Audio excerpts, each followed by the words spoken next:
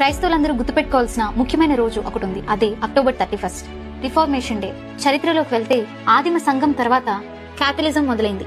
Pope Alexander 6 తర్వాత Pope Leo అధికారంలోకి వచ్చాడు. యేసయ్య తల్లి అయిన మరియను పూజించడం, ప్రతిమలను పూజించడం, పర్గటరీ అంటే భూలోకానికి పరలోకానికి మధ్య ఒక స్థలం ఉందని, చనిపోయిన వాళ్ళ ఆత్మలు అక్కడ ఆగిపోయాయని, వాళ్ళ గురించి కానుకపెట్టెలో నాణాలు గల్లుమని మోగితే వాళ్ళ ఆత్మలు పరలోకానికి గెంతి వెళ్తుందని, ఇలాంటి తప్పుడు బోధలు పోప్ లియో మరియు బిషప్ జాన్ టెడ్జెల్ బోధించి ప్రజలను తప్పుదోవ పట్టించేవారు. ఎందుకంటే ఆ కాలంలో బైబిల్ పోప్ దగ్గర తప్ప ఎవరి దగ్గర లేదు. అందులోనూ బైబిల్ హెబ్రీ గ్రీక్ భాషలో ఉండేది. అక్కడున్న ప్రజలకు ఈ భాషలు రావు కాబట్టి దీంతో ఇవన్నీ బైబిల్లో ఉన్నాయని ప్రజలు నమ్మేవారు.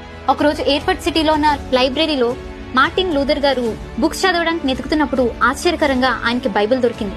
ఆయనకి హెబ్రీ గ్రీక్ భాష రావడంతో బైబిల్ చదవడం ప్రారంభించారు. ఆయనలో ఉన్న తప్పులను దిద్దుకుని బైబిల్లోని సత్యాలను బోధించడం మొదలుపెట్టారు. అయితే పోప్ లియో తన పరిపాలన కాలమందు బిషప్ జాన్ టెడ్జెల్ ని జర్మనీకి పంపించి పాప పరిహార పత్రికలను అమ్మేవారు. పాప పరిహార పత్రికలంటే చేసిన తప్పులకు వాళ్ళు చెప్పినంత డబ్బు కడితే సంతకంతో ఉన్న ఒక రసీదుని వాళ్ళకి ఇచ్చి ఈ పాపాలు పోయాయని చెప్పి ప్రజలని దోచుకునేవారు.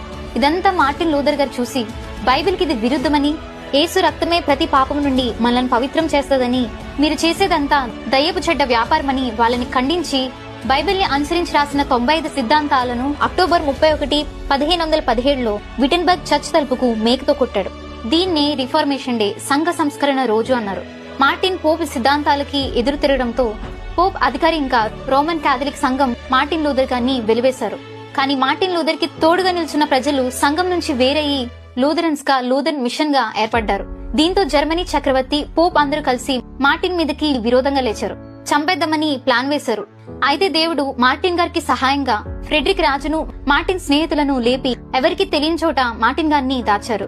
బైబిల్ అందరి చేతిలో ఉండాలని మార్టిన్ గారు ఉద్దేశించి ఆ దాచబడిన కాలంలోనే గ్రీక్ భాషలో ఉన్న బైబిల్ ని జర్మన్ భాషలోకి ట్రాన్స్లేట్ చేసి గుటెన్బర్గ్ కనిపెట్టిన ప్రింటింగ్ ప్రెస్ మీద ప్రింట్ చేశారు. అలా బైబిల్ ని మార్టిన్ లూథర్ గారు బయటికి తీసుకొచ్చారు. ఈ సంఘ సంస్కరణ రోజుని బైబిల్ పండుగ బైబిల్ మిషన్ వారు చేస్తారు. మార్టిన్ లూథర్ గారు చేసిన ఈ గొప్ప పని నేడు అందరం గుర్తు చేసుకుని లూథర్ ని పంపిన దేవుడిని స్తుతించాల్సిన దినమే ఈ రిఫార్మేషన్ డే.